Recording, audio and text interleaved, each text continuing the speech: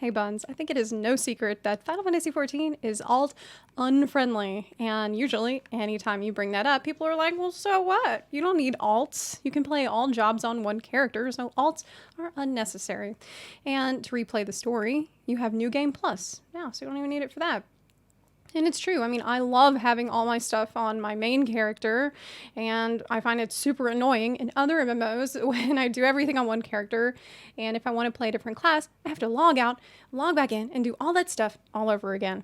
But even if alts are unnecessary, there's still plenty of people who enjoy them. I mean, there's plenty of unnecessary stuff that people enjoy in 14, and some people do find alts necessary, like they might have friends on different data centers, or maybe they want to practice savage fights without messing up lockouts for the week that could interfere with their statics loot. For crafters and gatherers, you would have extra allotments for beast tribe stuff and custom delivery caps and so on. Still, even if you don't think it's worth having an alt at all, the fact is that Square Enix seems to value it higher. It costs more money to have more than one character per world, and account-wide items tend to cost more on the MOG station. So the question is it worth the extra cost? Are people getting the bang for their buck? So today I wanted to talk about ways that having an alt is a huge pain in the butt and ask, could it be easier? However, one alt restriction that I fully support is that you can't have more than one free company house and one private house per world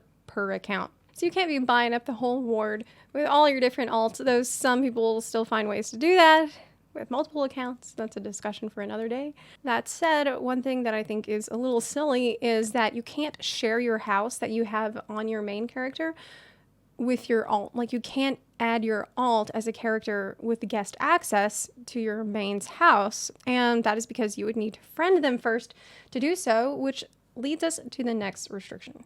You can't friend your alt. You can't be friends with yourself. And as Mike Tyson once said, how would you be a friend to anybody if you're not a friend to yourself? Not being able to add your alt to your friends list means you cannot send mail to them either. So if you want to send gil or items to your alt, you would have to trade them to a trusted friend who would then give those valuable things to your alt and not take them for themselves. Or you could use an FC chest to transfer things, but this assumes a lot. It assumes you're in an FC, you're in the same FC as your alt, and that both characters have permission to do that, and that there's enough space in the FC chest for you to put the stuff in there, log out, get it out of the chest on your alt.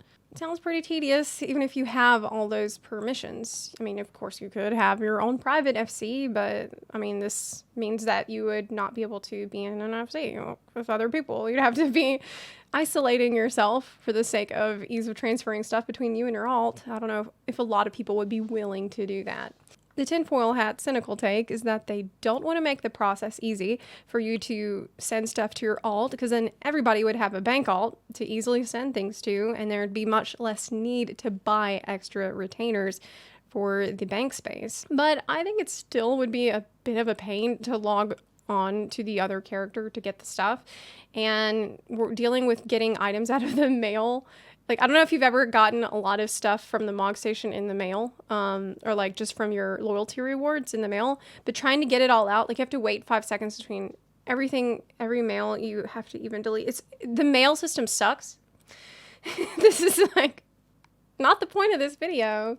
The point is that I still think that there would be plenty of people willing to pay for the extra retainers because it is way more convenient than dealing with the mail or logging in and out of a bank alt. Another way you could trade gil, for example, is to sell something on the market board that your alt could purchase. Sell something cheap for a very, very high price just to get that gil to your other character. But be aware of market taxes. All buyers pay 5% market tax on everything bought on the market board. I did see on Reddit, someone suggested selling gear on a mannequin if you're trying to get it to your alt. Obviously, you'll need an apartment or house to place one. Have the alt run up to the mannequin and buy the item off it. Tax-free gil transfer between characters. Thanks for the tip. Nasty craft boy. As far as I know, that's not an exploit. Like, that is allowed in the terms of service, but you might want to double check. I'm going to tell you to double check the terms of service just to cover my own buns. Probably the most obvious hurdle with having an alt is just the nature of Final Fantasy XIV. This is a game that takes a significant time investment to get to max level on your first character, going through the main story quests, all your class and job quests, all the unlock chains for various important features. Like the Bosnian Southern Front requires you do all of the Ivalice raids. Some story quests require the Crystal Tower raids. And then when you consider stuff like relics and Eureka progress, like it's an overwhelming amount of stuff that you would have to do all over again. And that's immensely off-putting to anyone considering an alt. Again, a cynical take would be that this is a way to sell job and story skip potions in the market board. But even if you do that, I mean, a job skip won't take you all the way to level 80. You would still have a fair bit of unlocking and work to do. And many things are just not account wide. For example, if you happen to be a legacy player with a cool tattoo to show for it, only that character that you played can have the tattoo. Like, it's crazy to me that something like that is not account wide across all your characters. But the technology is there, I assume, because as I mentioned at the start of this video, account wide items cost more on the Mog Station. Have they made many things not account wide just to create value and add artificial scarcity to this feature? I'd like to think not, but the question has to be asked. There's an idea floating around that they've made the game worse for alts on purpose to hinder RMT traders. Now, I find this argument incredibly silly because the RMT botters are running around rampant, not a care in the world. They are very good at trading things within their own network, and they do so by taking advantage of existing systems. They have multiple accounts. They have their own private FCs to easily trade items within. Like, if this is all done to curb RMT, it's not working. In World of Warcraft, for example, if you've already done a massive chunk of story and unlocking on your main character, when you go to do that on an alt, there's often going to be a button that's like, I've heard this tale before, and you can skip the introductory quest lines that you've already done and go straight to a much later quest. That would be so nice to have on 14. Like, I'm not an alt person, but just imagine if it was way easier to have an alt and many more things were account-wide. Like, I would probably have fun playing around on a Lalafell tank or Lalafell Black Mage, but right now, as it stands, it's just way too much trouble.